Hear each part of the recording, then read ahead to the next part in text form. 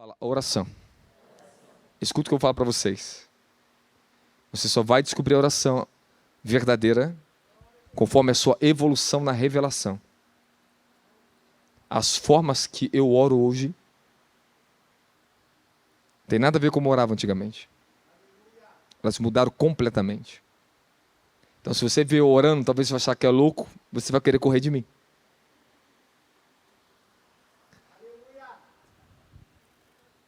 É melhor você não me ver orando. Por isso Jesus se escondia dos discípulos para orar em secreto. Mas tem os segredos bons. Mas não adianta você ver algo e não ter a revelação disso. Simplesmente tudo que eu te ensino vai te construir uma revelação, e a força da oração vai te tomar a tua boca por revelação. Aí você vai aprender a orar. Aí você vai aprender a interceder. Aí você vai saber o que é a oração. Eu passei vários estágios da oração e entrei em outro estágio da oração. Então eu passo minhas madrugadas aqui orando de formas que são secretas. Por isso que eu não gosto de ninguém perto de mim de madrugada. Sozinho, porque tem coisas que são segredos. Só depois que as pessoas transitarem e Deus dá a revelação, senão elas se antecipam e tropeçam. Não vão suportar a pressão depois dos tronos. Existem orações, presta atenção que eu vou ensinar para você. Quando eu era jovem, eu fazia certas orações do monte tão forte, que mexia com as esferas demoníacas, satânicas. E eu passava guerras intensas contra os demônios por causa da força da oração que eu carregava. Eu fui ganhando estrutura na guerra para suportar aquele tipo de oração. Existe tipo de oração que Deus só vai entregar quando você estiver maduro. Quando você aprender a suportar a guerra, porque esse tipo de oração vai te trazer muito poder e acesso na terra, mas também te traz guerra. Você está me entendendo ou não está? Hã? Você não viu a oração de Davi em Salmo 18, não? Tu viu que oração louca aquela, não? Quando ele clama aos céus. Que oração é aquela, irmão? Que tipo de clamor é aquele ali? Sinistro. Vocês nunca ouviram a oração de Abacuque, capítulo 3, não? De todos os livros da Bíblia, é a oração que mais tem teofania, manifestação do divino. Não tem uma passagem na Bíblia que seja mais completa na teofania da revelação que está em Abacuque. Um dos melhores livros, dos melhores profetas, que trouxe a maior revelação teofânica de quem Deus é e da revelação do que está por vir. Abacuque, a oração de Abacuque, anos eu acompanho esse livro de Abacuque. Anos eu pregava sobre Abacuque, aí chegou o apóstolo Davi Rebolo e falou para mim assim: o livro de Abacuque é seu, Deus te deu um desígnio de Abacuque. Há uma oração de Abacuque na sua vida. Eu tenho um vídeo meu gravado lá na Assembleia de Deus pregando sobre isso. A mesma mensagem que eu prego até hoje, justiça, restauração. Ela foi crescendo. O problema é que muitos de vocês começam na revelação e estanca, porque você desacredita, você perde o seu chamado, porque você permite o diabo te roubar, tirar de você a revelação que ele colocou na sua vida. Há um estilo de oração, há um mistério na palavra que Deus dá aqui a você, outro para você, outro para você, para você. E se você não entrar e trazer isso para a terra, muitos deixam de ser abençoados com os dons e as revelações que Deus destinou a cada espírito que está sentado aqui. Desliga para mim aqui. Semana que vem vocês já estão com o ar-condicionado aqui, amém? Amém! Bate palma, irmão! Ó, vivemos milagre aqui. O que era impossível para nós, Deus fez. Em uma semana de obra, o que nós fizemos lá atrás, tudo que nós fizemos foi uma loucura. Mas Deus trouxe homens que ficavam de noite, de madrugada, trabalhando aqui dentro, para que isso viesse a acontecer. Quem vai vir na conferência aqui semana que vem? Amém?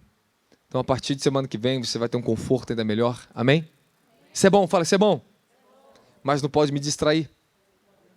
Escute que eu vou te ensinar uma coisa aqui agora. A igreja pode ter conforto? Pode. A igreja pode ter o melhor. Pode ter a cadeira mais acolchoada que for. Isso não é problema. O problema é o tipo de caráter que essa igreja tem. Aí você se aconforta demais, está sentadinho, confortadinho, que bonitinho. Eu dei tudo isso a você, mas a obra tá te esperando. Aí vocês acham que só vir para a igreja é suficiente. Achamos que só ficar ouvindo o pregador aqui em cima do altar é suficiente. Isso não é igreja não, tá? Isso não é obra de Deus não, tá? Serafins. Quantas asas serafins tem? Com duas cobre o quê? Com duas os pés e com duas. Eles estão fazendo a obra. Os anjos fazem a obra de Deus. Eles trabalham. A Bíblia diz que os anjos trabalham a favor daqueles que temem a Deus, os livres de todo mal. Eles estão trabalhando. Por que Deus criou anjo? Para quê? Para trabalhar. Por que Deus te criou? Para trabalhar. Deus colocou o homem no jardim e deu um emprego para ele. Toma, carteira assinada, jardineiro. Então, o primeiro emprego da terra que teve foi o jardineiro. Glória a Deus pelo jardineiro, amém? Mas é verdade, colocou no jardim e falou, agora você vai cultivar o jardim, você é jardineiro. E deu um emprego para Adão. Aí Eclesiastes diz que Deus encheu o homem de trabalho para a mente dele não ficar vazia. Encheu o homem de trabalho na vida. Essa vida não é fácil, é verdade, não é? É verdade, não é? Por isso nós temos que ter sabedoria para usufruir do que é bom. Porque esse é dom de Deus. Eclesiastes diz para nós, usufruirmos do que é bom, porque é dom de Deus. Isso é bom, isso é bom. Você não pode ter medo do que é bom. Mas você não pode ser o que é bom, substituir aquilo que é essencial na sua vida, a verdade. A igreja adiciona as coisas boas, tirar a visão dela daquilo que tem que ser feito, do trabalho, a verdadeira obra. Sabe, faz parte arrumar a igreja, organizar isso aqui, isso tudo faz parte. Mas será que esta é a verdadeira obra de Deus? Não. Existem níveis de obra. Essas são as obras dos homens, que fazemos em prol dos homens. Recebemos certo nível de bênção para isso. Você tem certo nível de bênção. Você cresce assim, trabalhando para o homem. É verdade. Por quê? Você não está trabalhando para mim, você está trabalhando até para você e para quem senta aqui dentro, quando você limpa o chão aqui dentro. É Deus que senta aqui na cadeira ou é um ser humano que senta aqui? Então pronto, você está arrumando a igreja para o homem. Isso aqui é trabalho de homem. Isso faz parte, fala, faz parte. Tem o seu nível de bênção. Mas, e trabalhar para o Altíssimo? Aí você começa na oração, na adoração, proclamação, depois começa a levar o reino para fora. As obras santas, os serafins, quando eles estão voando, significa que eles estão trabalhando. Eles estão numa posição de serviço quando eles estão voando. Isso aqui exige o quê? Força, energia para ficar voando. É trabalho. Quando eles estão com as asas paradas, eles estão adorando.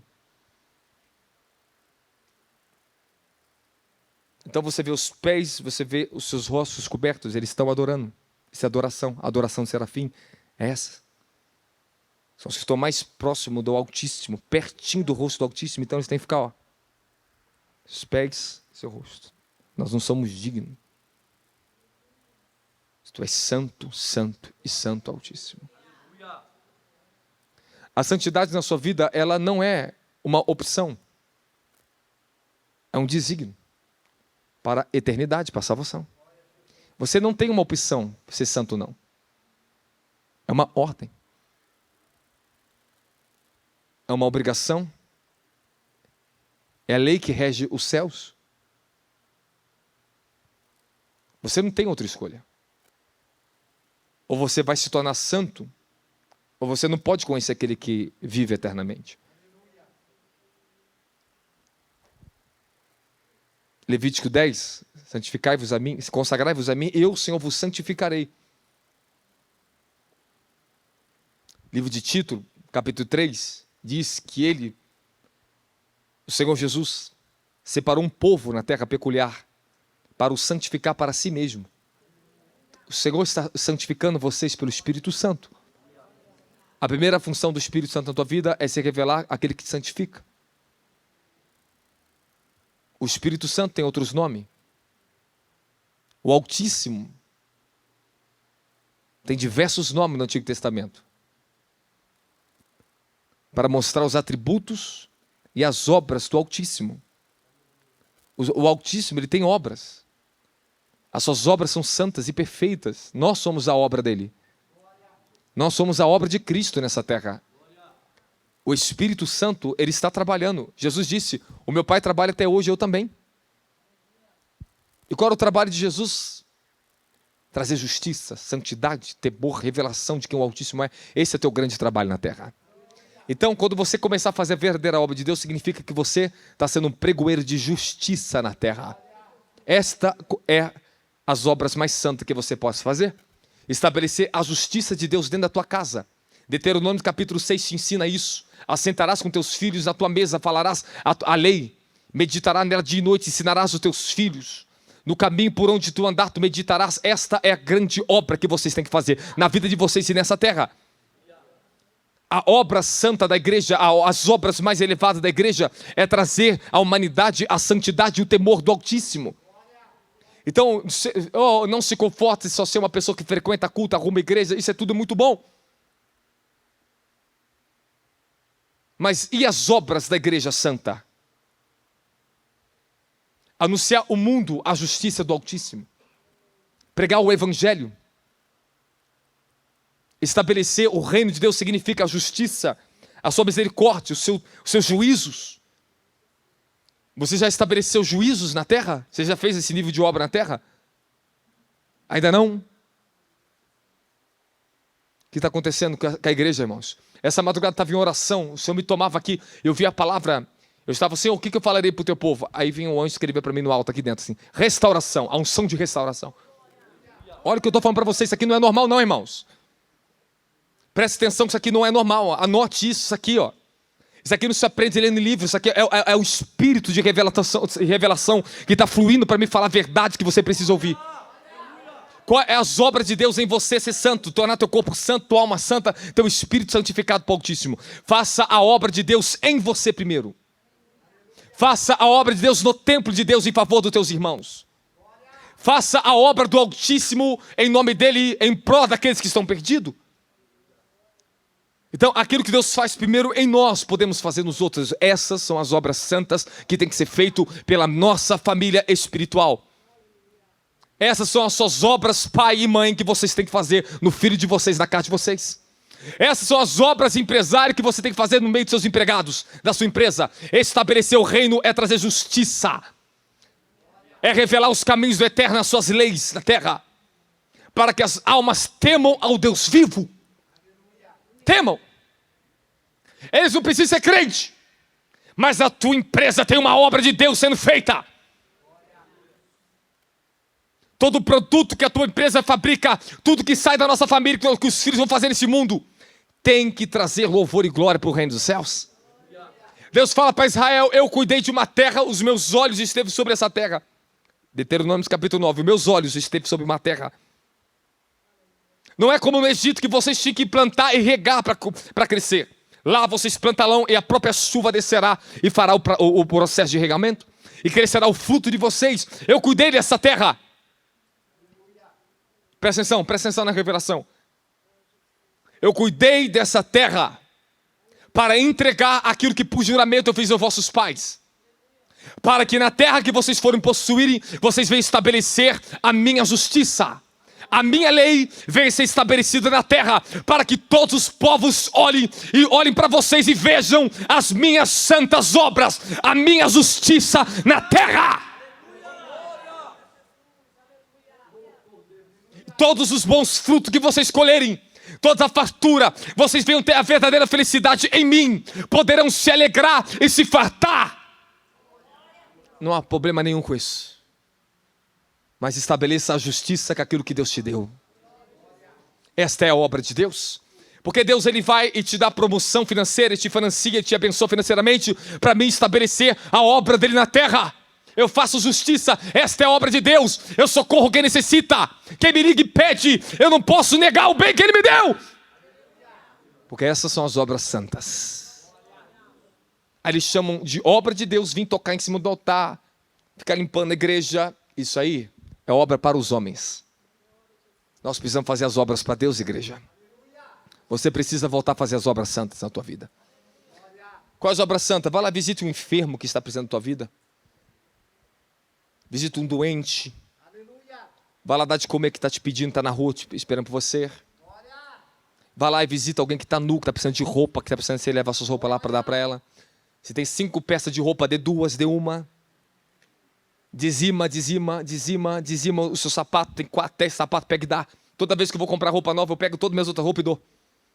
Eu dou roupa boa. Não dou roupa rasgada, coisa ruim para você, não. Dou roupa nova, boa. Aprenda a fazer as verdadeiras obras de Deus, igreja. Cadê a igreja da última hora, irmão? Como é que Jesus vai voltar? Como é que vão viver avivamento, querido? A gente espera o ministério de missão, de evangelismo, ir lá evangelizar, fazer missão. Ei, você é missão de Cristo nessa terra. Fala, eu sou a missão. E as obras têm que vir da tua vida. Aí o povo está pedindo a Deus, Senhor, abençoa minha casa, prospera. O que tu está fazendo com a tua mão? O que nós estamos fazendo para ele nos ouvir? Não brinca com isso aqui não, isso aqui não é brincadeira não. Comer das migalhinhas é fácil, meu querido. As pessoas estão contentadas com migalha. Deus está te chamando para ser próspero. Ele quer te prosperar a tua alma para ser santa, cheio do poder do Espírito Santo. Cheio da alegria, da força. Mas como isso vem, apóstolo? Faço aonde eu comecei. E o que eu faço até o dia de hoje da minha vida. Faça as obras santas. Tem pessoas na favela precisando ser evangelizadas pela tua vida. Não é por mim, não. A minha parte eu faço, faça a tua parte. Todos vamos comparecer diante do tribunal. Vamos prestar conta. As nossas mãos estarão diante dele. Isso não é uma brincadeira. A igreja deixou de fazer obras santas na terra. Por isso que a igreja tem falta de poder do Espírito. Clama e não desce, porque não faz nada. Nada. Faz o mínimo do mínimo do mínimo e achando que está tudo bem. Não está bem.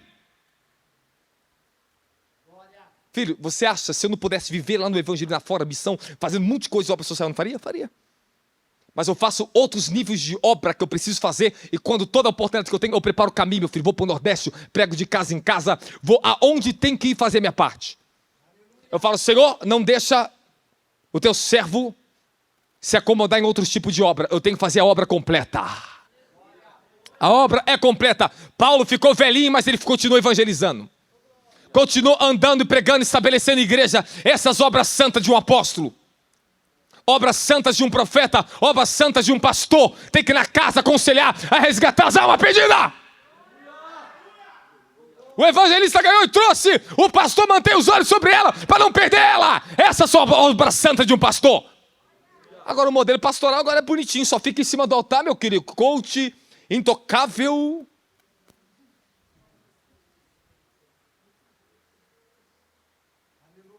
Pessoal, da minha equipe fala, apóstolo, você é um cara, acho que o mais acessível que tem é o senhor. O que tu faz pelas pessoas, meu querido?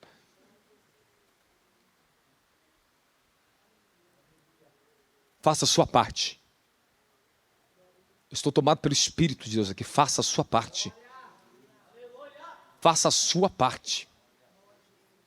Quando a igreja começar a fazer as obras santas e dignas do louvor do Senhor, nós vamos viver um derramar violento de milagres. O Senhor fará prodígios na vida de cada pessoa que está aqui dentro. Porque nós estamos lutando pelas obras justas e santas, irmão. Irmão, olha só, desde a adolescência eu lembro disso. Quando o pastor Samuel da igreja, o falecido pastor Samuel, falava assim, ó, toda igreja vai na rua evangelizar. Aí nós andávamos 1, 2, 3, 4 bairros evangelizando de um lado do outro, dava quilômetro, pegava o nome das pessoas para orar por elas nos cadeirinhos de oração. Quando chegava no culto,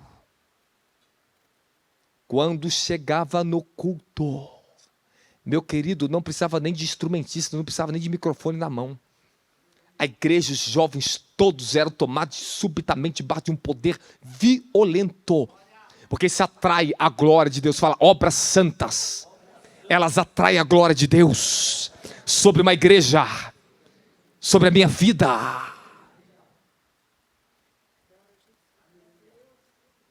Talvez era isso aí que estava te faltando. Pastor, eu dizimo, eu oferto, vou para a igreja, eu oro, faço tudo. E as obras santas? Será que não são elas que estão faltando na sua vida? Para te levar ao teu nível de justiça diante do trono, para que ele olhe para você e fale, tu és justa.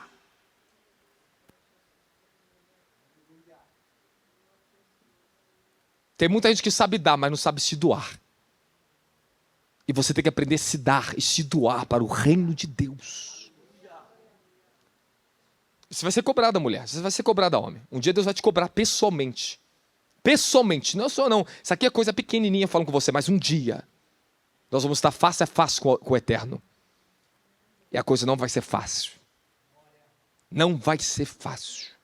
Estaremos totalmente iluminados, olhando face a face. Você foi uma mulher pidona, sempre quis mandar no teu marido, nunca fez nada para ninguém, não faz obra nenhuma e ainda quer que eu te atenda na terra? Você é um homem pidão, não sabe fazer nada para mim, preguiçoso. Nós temos que aprender, irmãos, que é tempo da restauração da igreja da última hora. E Deus está chamando esta geração para as obras santas. Sabe por que os Estados Unidos cresceu tanto, teve tanto avivamento? Fala por quê? Primeiro país em missão do mundo. Os maiores missionários do mundo são os americanos. São os que mais estabeleceram o reino de Deus na terra, foram os americanos. Agora, é porque isso é a prosperidade inteligente que tem. Por quê? Por quê? Eles fazem. Eles vêm de lá para evangelizar aqui. Para entrar nos ônibus e pregar dentro dos ônibus que era para mim e para você estar pregando. Eles fazem. Largam tudo e vão embora e faz. Estou falando pessoa rica, larga tudo e vai para o meio da África, morar na África, tá? Eu vi um vídeo de uma missionária que ela mora num dos países mais pobres do mundo na África, mais pobre. As filmagens eram terríveis quando eu via aqueles homens igual esqueleto, só osso. As criancinhas tudo ossinho andando, devagarzinho, tanta fome. E ela dando de comer na boca deles. Tu imagina o galadão de uma mulher dessa? Sabe o que está acontecendo? Sabe que o meu espírito aqui, Deus falou, o meu espírito aqui, que estou vendo aqui dentro? Esse falso evangelho foi pregado 2 anos e colocaram sonífero em vocês. Muitas mulheres aqui já eram para ser grande missionária. Está tudo sentado até hoje aí, ó. Fica lutando contra pecado, pelo amor de Deus, cara. Já era para ter vencido isso lá na tua conversão lá atrás, cara. Mas não entrou no desígnio. Não entrou nas obras santas, não entendeu o seu chamado. Porque ficamos anos ouvindo aquilo que é para adormecer gente, para dar dinheiro para a igreja, esquentar banco, só tem mais um membrista e não levar as pessoas a fazer a obra santa do reino nessa terra. Quantos aqui já era para estar fazendo as missões, ganhando almas pelo mundo? Aí tu prega isso, parece que eu sou errado. Eu estou errado. Aí se fala para uma pessoa... tu vai fazer faculdade, fazer um PhD, vai fazer mestrado, vai gastar a vida inteira, 10, 20 anos. Eles aplaudem. Aplaude, o mundo aplaude. Teu parente aplaude. Se você estuda demais, trabalha demais, está lá trabalhando, estudando, ganhando dinheiro, está tudo bem. Mas se você ora demais, fala que você é louco. Por isso são cheios de enfermidade, de pecado, morrendo, vivendo de aparência. Porque estão tocando na obra santa. Se tem um conselho que eu dou para vocês, pais, invista seus filhos na casa de Deus. Minha mãe não teve o melhor, meu pai não teve o melhor, não teve como me pagar uma faculdade, nada na minha vida. Meu querido, tudo era difícil, tu tem que ficar fazendo fila para fazer um cursinho, passar a madrugada dormindo 2, 3 dias numa fila para pegar uma vaga num cursinho bom. Lutando, sofrendo. Estudava com escola pública do município, difícil. Ensino precário. Mas o que faz trazer excelência na vida de um homem? É a presença de Deus. É o homem conhecer a Deus. Eu não tenho nenhum sonho para minha filha ser alguma coisa, advogado, nada disso aqui, não esquece tudo. Eu falei, tu vai ser uma profeta primeiro. Tu tem que conhecer seu desígnio do Espírito, não o desígnio da alma. Se conhecer o desígnio do Espírito, o Espírito domina sobre a alma. Aí você vai ser próspero, verdadeiro. Aí sim a coisa muda de lado. Aí você não só vai ser um médico que vai lá e dá uma receitinha, mas você é um médico que vai operar no sobrenatural, que não tem cura, mas para o teu Deus tem cura. Vai ajudar os enfermos, vai fazer missão. Vamos fazer as obras santas, igreja. Santa. Vemos igreja que tem 5.000 membros, meu filho, nem 500 faz a obra de Deus, nem 10%. Nem 10% vai para a rua. Quer dizer, tu vai igreja de 5.000? Um povo tudo acomodado no entretenimento, na riqueza. E cegos. Cegos. Tu acha que Cracolândia era para existir? Não. Não. Só o poder econômico que as megas igrejas têm financia a libertação de todos eles. Tira tudo da rua. Esse é o poder que Deus dá. Finanças, é para isso. Para arrancar. Não só lá pregar o evangelho, tá tudo bonitinho, não. Arranca de lá. Dê estrutura para eles serem libertos e restaurados. São seres humanos que estão com o cérebro destruído. Calma destruída. precisa de cuidados. Alguns sobrenaturalmente Deus pega e faz uma grande obra, glória a Deus por isso. Mas outros não, outros precisam ser carregados no colo, colocado comidinha na boca. Tem transformação de pessoas aqui, é súbita, assim, ó, pá, a pessoa bate com o Espírito Santo, no outro dia já está profetizando, já está pregando, é rápido. Mas tem outros, é igual uma bebezinho, tem que dar mingauzinho, papinha, aí vai crescendo, vai dando um alimento sólido, aí vai crescendo, demora.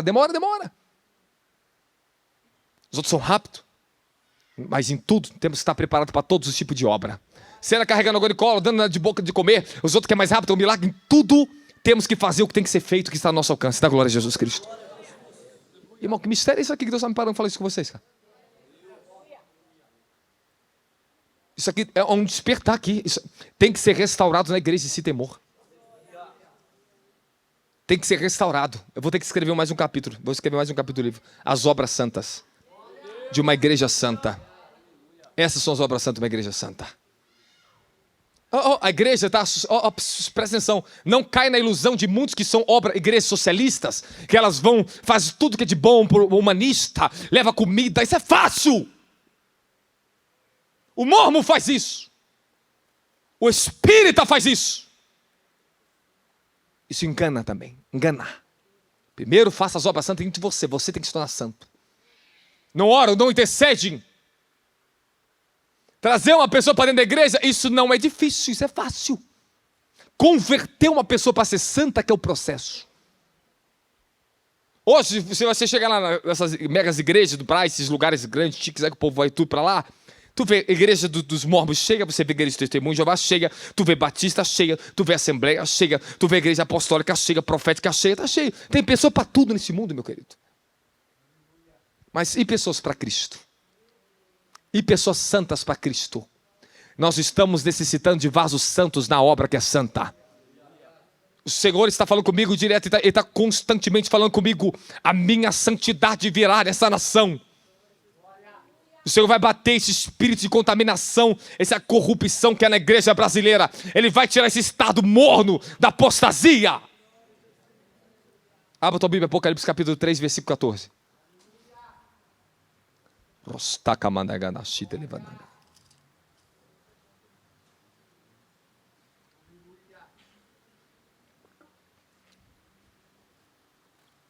Ao anjo de em Laodiceia escreve: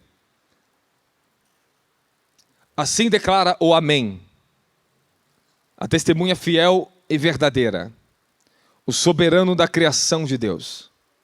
Conheça as tuas obras, sei que não és frio nem quente, antes fosse frio ou quente. E por esse motivo, tu és morno, não és frio e nem quente. Estou a ponto de vomitar-te da minha boca. E ainda dizes, estou rico, conquistei muitas riquezas e não preciso de mais nada. Contudo, não reconhece que és miserável, digna de compaixão, pobre, cego e que estás nus. Até aqui.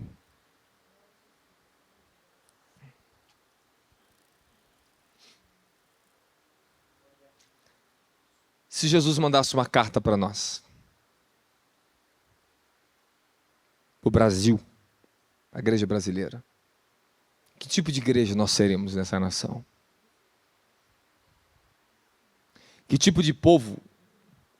O Senhor falou assim, ele veio para os povos, ele falou, eu fiz vocês um povo, uma nação peculiar para mim.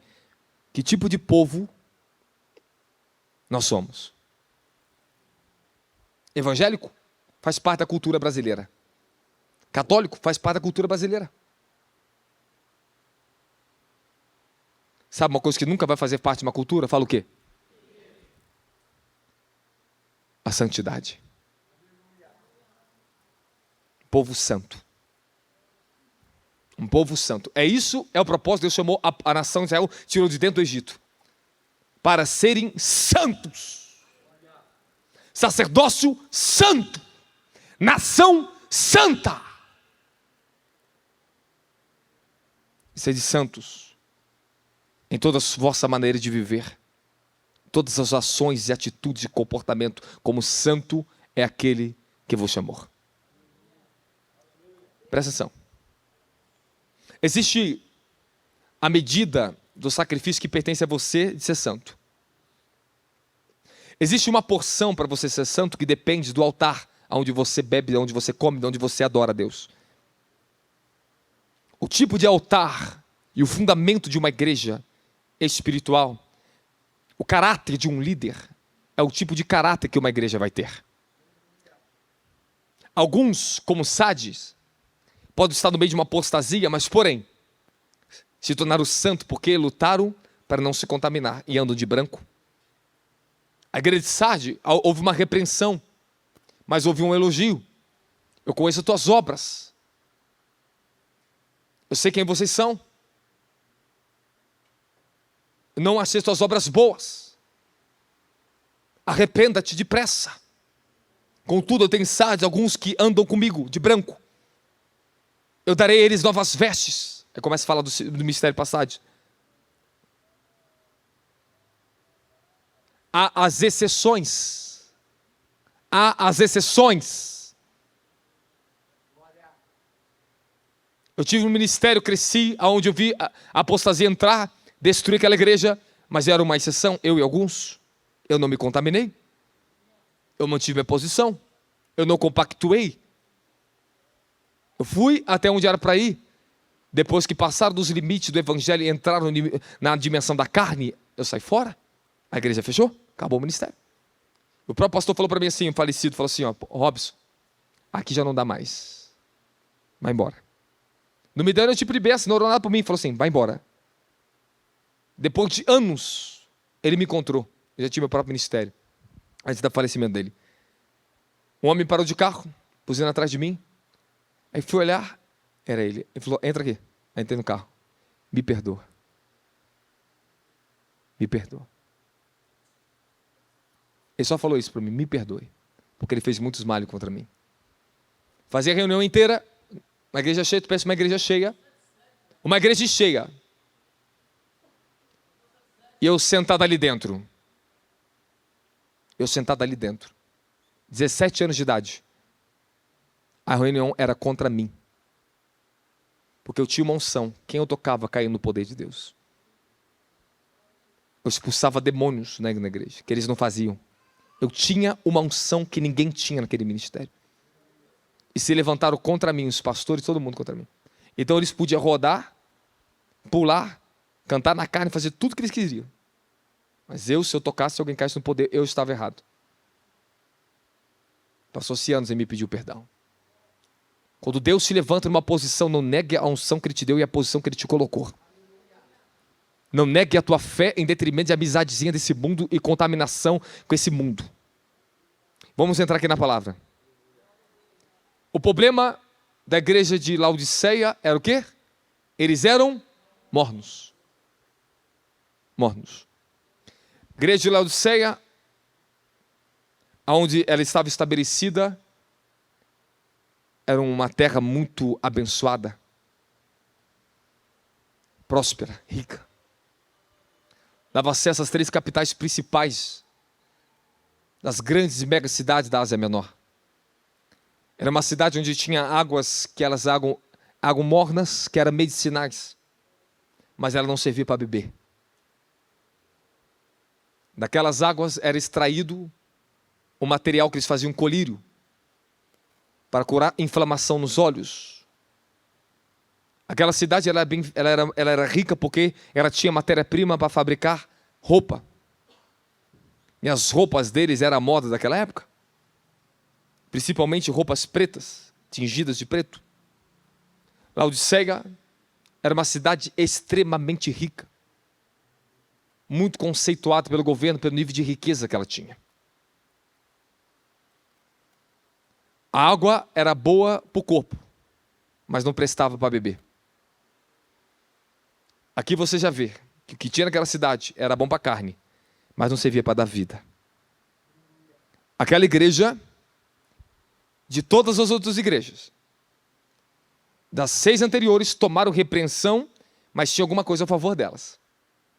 Esta aqui foi a única que não teve nada ao favor dela. Só que tem uma coisa muito interessante que acontece aqui. Quando eu olho para a igreja de Laodiceia, E eu comparo com Tiátira, com Sardes, igrejas que eram apostatas, que tinha Jezabel, Balaão, os nicolaítas, eram prostitutos. Mas elas receberam um elogio. Mesmo com o nível de contaminação que tinha, receberam algum elogio. Laodiceia, você olha e não vê nenhuma doutrina de demônio. Eu não vejo aqui nem Jezabel aqui dentro dessa igreja. Tu não vê Leviatã, tu não vê Beelzebul, tu não vê nenhum diabo aqui. Nada. Você não vê prostituição. Igual outras igrejas foram repreendidas. Mas é a igreja que para ela era perfeita para suas próprias obras.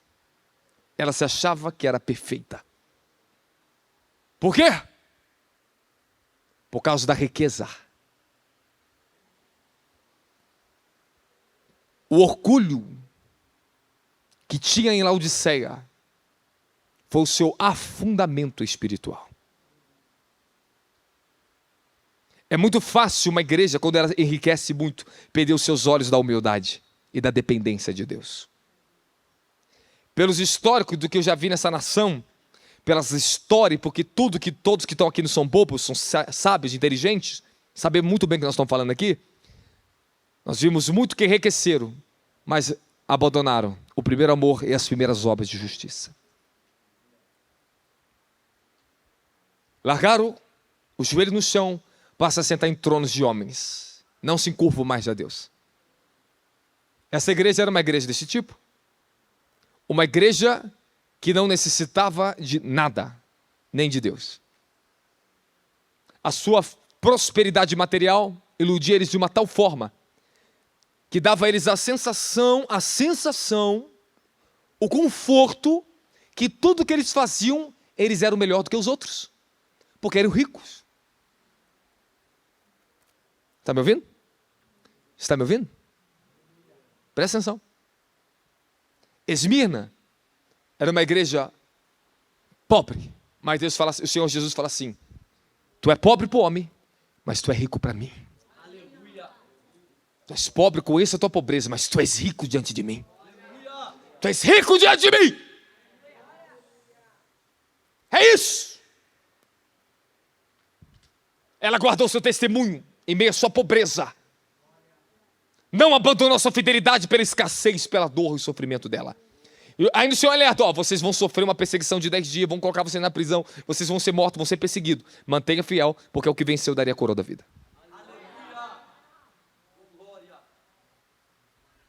Agora vem Laodiceia. Tu diz que é rico, que não te falta nada. A tradução original, vou falar para vocês, miserável é desgraçado, vocês são desgraçados.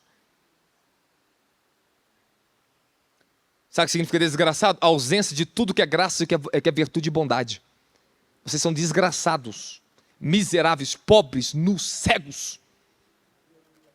Vocês estão dizendo que enxerga, vocês são cegos. De todas as igrejas, com todos os problemas que as outras igrejas teve, esta não teve um elogio, só teve repreensão. Embora não aparentava ter imoralidade sexual, não tinha doutrina de Balaão, Jezabel, Nicolaitas. Mas esta igreja fez algo que é abominável aos olhos do Altíssimo, que o Senhor avisou a Israel no capítulo 6 de Deuteronômios até o capítulo 9. Quando vocês entrarem na terra que eu darei a vossos pais por juramento, e se vocês no coração de vocês disser, pela força do meu braço, conquistamos essas riquezas, e se esquecer do teu Deus, o teu Senhor, eu vou exterminar vocês da face da terra.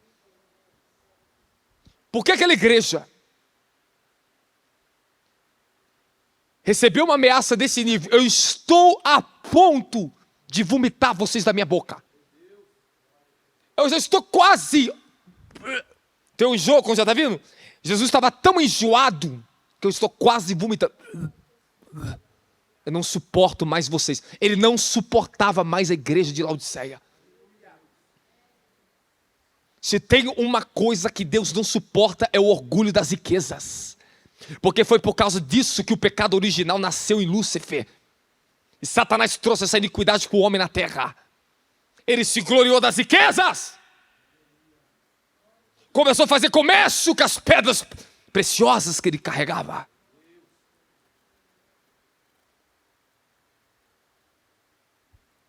Qual foi a oferta do diabo para Jesus? Riquezas. Todos o reino.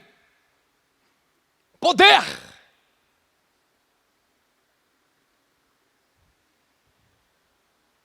Só tem um espírito na Bíblia, na sua Bíblia, na minha Bíblia. Só tem um que consegue competir com a adoração que nós damos a Jesus. Mamon. Você não pode servir a Deus e a Mamon. Só tem um único espírito na Bíblia que compete a adoração, e esse espírito estava em Laodiceia, roubando a adoração ao Altíssimo, ensinando o povo a ser rico, dizendo que isso é ser espiritual e ser santo. É o que muitas igrejas estão ensinando. Sucesso, riqueza, e o povo está pronto a ser vomitado. Eu nunca precisei ficar pregando princípio de riqueza, disso, aquilo, para prosperar. A fidelidade, o compromisso com a santa palavra me prosperou na minha vida. Ele me abriu inteligência. Não corri atrás do conhecimento do mundo. Ele diz: medite na minha lei dia e noite, então a minha palavra, ela te fará prosperar todos os teus caminhos. Aleluia! Nós temos que arrebentar esse espírito de Laodiceia que está assolando essa nação brasileira. Estamos vendo profeta baganhando em cima do altar, apóstolos baganhando em cima do altar por riquezas, dinheiro. Usa um princípio, irmão, totalmente errado, contraditório, contrário à Bíblia. Pega Yom Kippur para ganhar dinheiro de um povo que não tem um pico de entendimento. Aí sabe por que eles fazem isso? A ausência de santidade, se sente condenado. A ausência da verdade. Acha que um dia no ano vai santificar eles, que eles vão receber um favor divino e tudo vai mudar na vida. Pelo amor de Deus, meu querido. Vai para a Bíblia, pela Jesus. O povo não lê Bíblia não. Pega Hebreus capítulo 9, 10 e 11. Acaba com o que pôr ali já.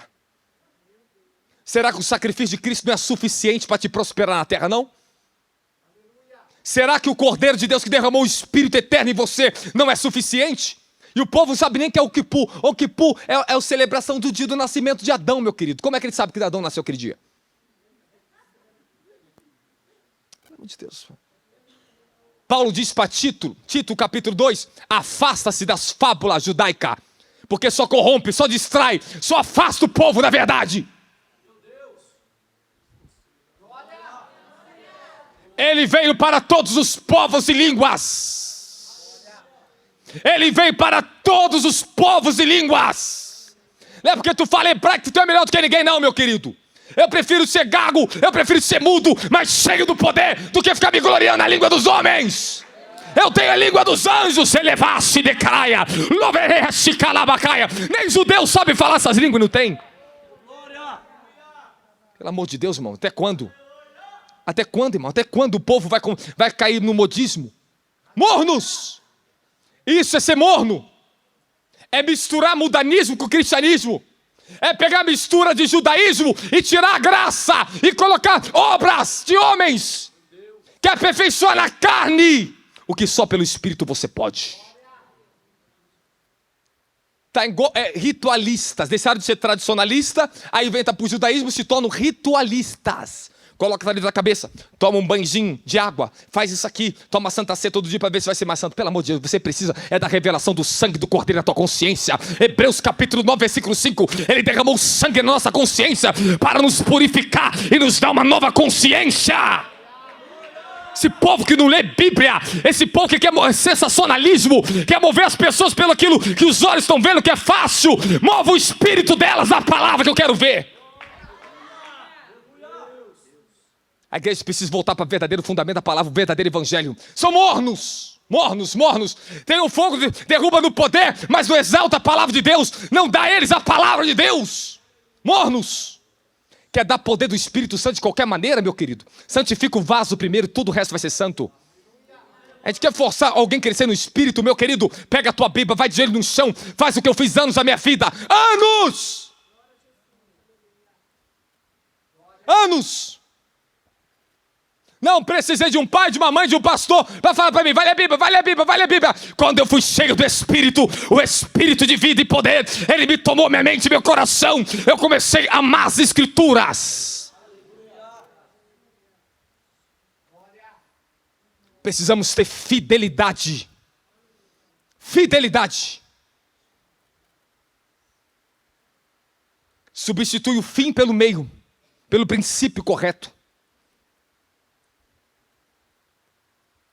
Vamos tentar fazer que essas pessoas sejam transformadas na força da nossa unção. Meu querido, se o povo não for para a palavra, nunca vai ser transformado. Pode cair no poder, pode fazer o que for. Isso tem um propósito. Tem um propósito, mas não substitua o caminho. Não fique pegando atalho. Não seja morno. O morno se auto-justifica que tudo que está fazendo está certo. Se a igreja pelo menos fosse fria, teria até uma oportunidade de reconhecer nossa posição de arrependimento. Se ele fosse quente, eles saíram na posição correta da santidade. Mas eram mornos. Fala, o morno não sabe o seu estado. É orgulhoso. É isso aí, o orgulhoso não sabe quem ele é. É orgulhoso. Eles eram mornos, orgulhosos na riqueza. Sabe por quê? Não sabia o seu verdadeiro estado. Não sabe se é quente ou se é frio, é morno. Eram os normalistas, humanistas. Vamos normalizar as coisas. Esse negócio do diabo ali é para fora. A gente que é rico, nós estamos acima do diabo. Não, você não precisa de muita oração, você precisa de muito dinheiro. É isso que eles pregavam. Você precisa vender bastante colírio, bastante roupa, fazer riqueza. Nós estamos muito bem, porque o governo está a nosso favor. Laodiceia não tinha uma perseguição contra ela, meu querido. Por que a igreja de Laodiceia não tinha perseguição? Porque ela era vendida ao governo. Por que certas igrejas não têm perseguição? Porque são vendidas ao governo. É vendida ao dinheiro, meu querido. Mas essas igrejas vão ser vomitadas se não se arrepender. Vão ser vomitadas se não se arrepender. Ele dá tempo para todos se arrepender. Mas de todas aquelas, de todas as outras 6, esta estava no limite. Se tem uma coisa que o Altíssimo não tolera, é adoração híbrida, mista, dentro da igreja. O povo vai na igreja para adorar o artista famoso. Compra um ingresso para ter as primeiras filas, para ficar perto do camarim.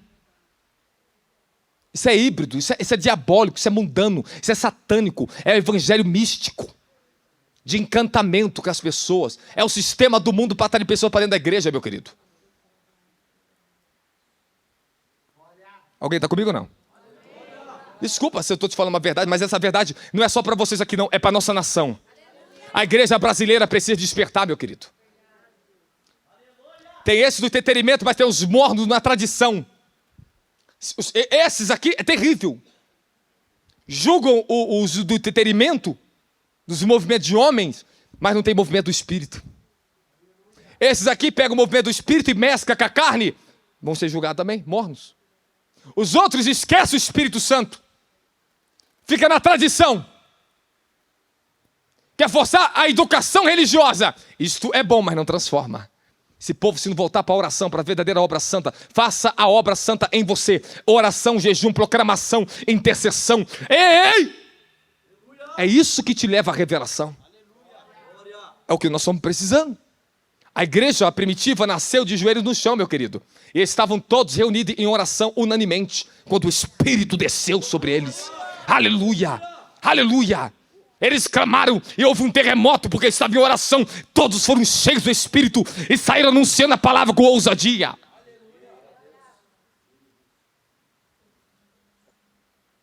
Tá bom, chega, vou embora.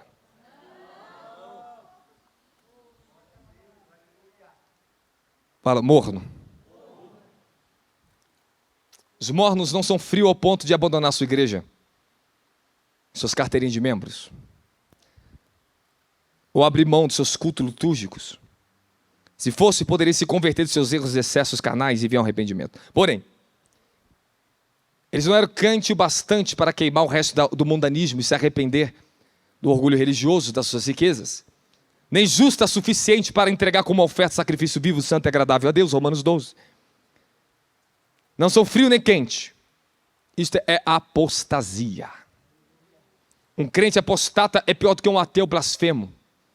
Um crente morno traz mais prejuízo para o fundamento do evangelho do que um ateu que está lá fora contra o evangelho. Pois eles optam fazer tudo o que acham melhor que vem na cabeça. Orgulho religioso. Acha que pode acrescentar coisa na Bíblia. Riquezas. Já viu um homem tão soberbo em cima do altar? Tanta riqueza porque tem milhões na conta? É o querubim do altar. Foi consagrado o príncipe do púlpito querubim. Eu ouvi um profeta falando comigo, um grande homem de Deus, falou para mim assim, ó. Eu conheci um apóstolo conhecido no Brasil, que um outro, que era um bem conhecido, muito conhecido no Brasil, esse outro homem. Foi lá e fez uma proposta para um outro líder no Brasil. Eu te consagro a querubim se você me dá tantos milhões. E eu sei que o homem que estava falando comigo era um grande homem, muito conhecido no Brasil. Ele cobra no Brasil para consagrar as pessoas a apóstolo e a querubins.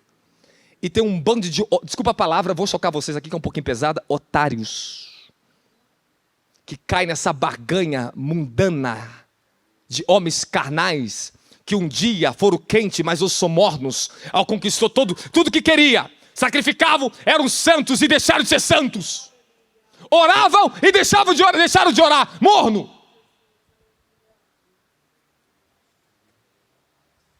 Foram grandes homens de Deus, mas abandonaram o fundamento da santidade, da simplicidade e da verdade. Irmãos, o anjo do Senhor está aqui. Deixa eu falar. Posso falar? Posso pregar ou não posso? Morno. Duas coisas podemos colocar aqui quando a pessoa é morna. Aqueles que começam frio, todos começam ali frio, e começam a esquentar fogo. Coloca a lenha para pegar fogo. Tem que sacrificar, a lenha é teu sacrifício, é a sua vida. São aqueles que começaram a sacrificar, mas pararam no meio do caminho. Retrocederam. Jesus disse, aquele que retroceder, a minha alma não tem prazer nele. Chegaram num ponto aqui e falei assim, peraí, eu não aguento mais o evangelho, estou sacrificando tanto. Sabe uma coisa? Esse negócio de lutar muito não é muito comigo não. Vou procurar outro tipo de mensagem e vou sentar e vou ficar um pouquinho mais quieto na minha vida. Mornos.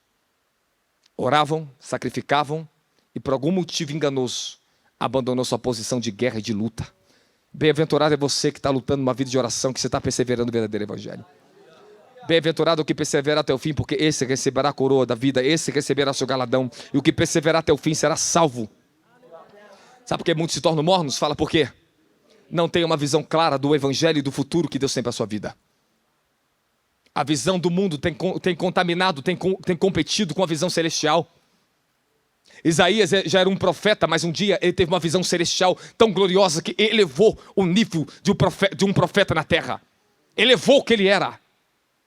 Se você não tiver uma visão clara do teu chamado, se você não tem uma visão do evangelho da salvação, se você não entende a visão do evangelho para a sua vida, você pode se contaminar com qualquer tipo de dualidade, de visões corrompidas desse mundo. As pessoas, quando não têm uma visão do que é certo, do que é verdadeiro, quando elas não olham para um modelo genuíno, elas olham para aquilo que é corrompido, elas se corrompem.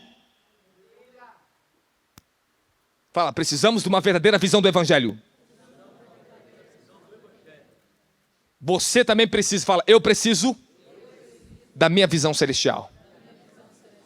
A visão que Deus colocou na tua vida faz você sacrificar, vir de tão longe, sentar aqui dentro, limpar, trabalhar, lutar, se dedicar, porque você tem uma visão. Se você perder a visão, tu fica morna. Eu tinha uma visão do meu chamado. Quando o Senhor me chamou, fui batizado com o Espírito Santo, a visão começou a me ser revelada. Me revelava em sonhos, pelas profecias, eu buscava, Deus falava comigo, falava no profético comigo, Deus começou a falar comigo, me dá uma visão do meu chamado. A convicção da visão para onde eu estava indo foi tão forte, irmão, que eu não parei por nada nessa terra. O diabo fez de tudo para roubar a visão que eu tinha no meu coração. Tudo!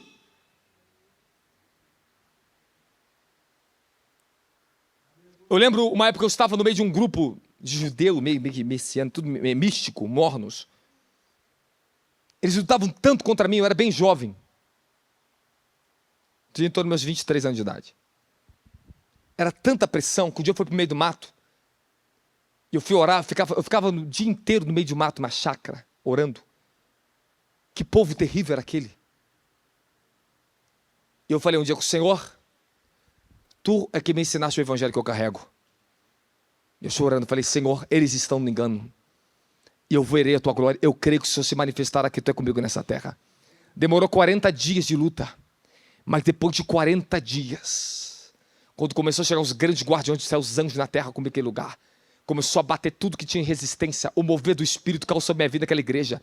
Irmão, eu vi onda do poder de Deus cair naquela igreja. Todos os membros, o povo sendo batizado com o Espírito Santo. Todos os tipos de milagres. Até macumbeiro na igreja era curado. A igreja lotava naquele lugar. Eu cheguei na frente do pastor e eu falei, Jesus Cristo é o Senhor, que não podia nem falar o nome de Jesus. Eu creio no Espírito Santo e é Ele que está operando a tua igreja. Ele falou assim, depois de tanta resistência, ele falou, amém, Rob, você está certo. E fui embora de volta para o Rio de Janeiro. 40 dias de sofrimento naquele lugar. Mas eu venci a guerra. Porque eu tenho uma visão celestial. Sabe porque eu prego, sou convicto que eu prego? Porque eu recebi essa visão do céu, não recebi dos homens, irmão. Paulo diz, eu não consultei carne e sangue para pregar o evangelho. Quando o Senhor se revelou a mim, eu parti direto para a Arábia. Eu fui para onde Ele me mandou. Você precisa de uma visão do que Deus tem na tua vida.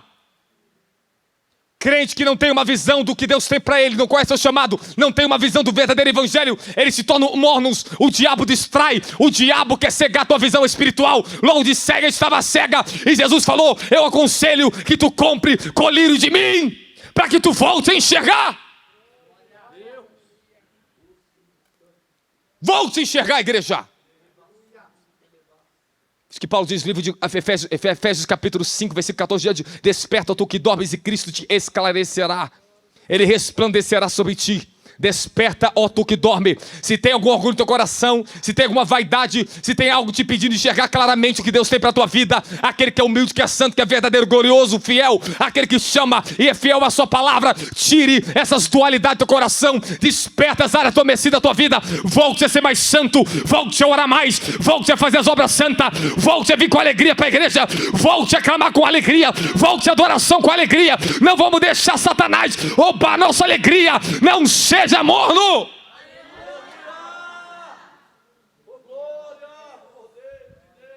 Então nós temos aquela visão daqueles que começam frio, vai se esquentando, começa a lutar, opa, vai com alegria, mas tropeça, se escandaliza com Jesus, se escandaliza com o homem, fica olhando para o homem, vai se tornar morno. Siga exemplos de justiça. Esses vocês têm que olhar. Hebreus capítulo 13. Siga o exemplo daqueles que venceram. Não serve mais de exemplo para você? Meu filho, vai olhar para outro. Se eu ficasse olhando para aqueles que não eram modelo, não chegaria aqui. Ó. Eu tive que olhar para o meu modelo celestial. Olhei os grandes homens de Deus, os testemunhos das nações que eles alcançaram. Falo, eu creio nisso. Coloque os seus olhos aonde há um modelo celestial para a tua vida. Ah, não tenho a visão do que eu quero ser. Meu filho, olha para aquele que você um dia quer chegar lá. Olha para os grandes homens de Deus, ô vizinho. Meu Deus, me usa como eles.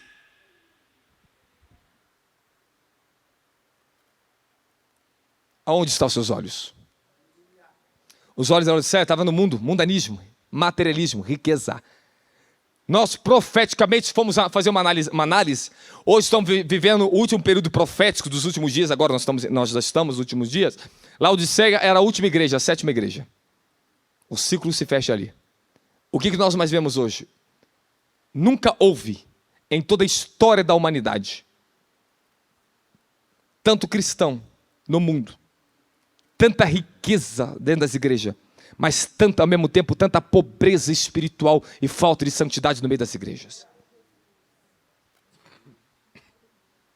Infelizmente, os encantos dessa era, os líderes que se deixaram ser manipulados por diabo se tornaram mornos. Eram santos, faziam obras santas, eram justos no altar, Mas o sistema entrou, começaram a entender que aquilo era uma fonte de dinheiro. Usaram o povo, a ovelhinha, para arrancar a sua lã, para fazer dinheiro.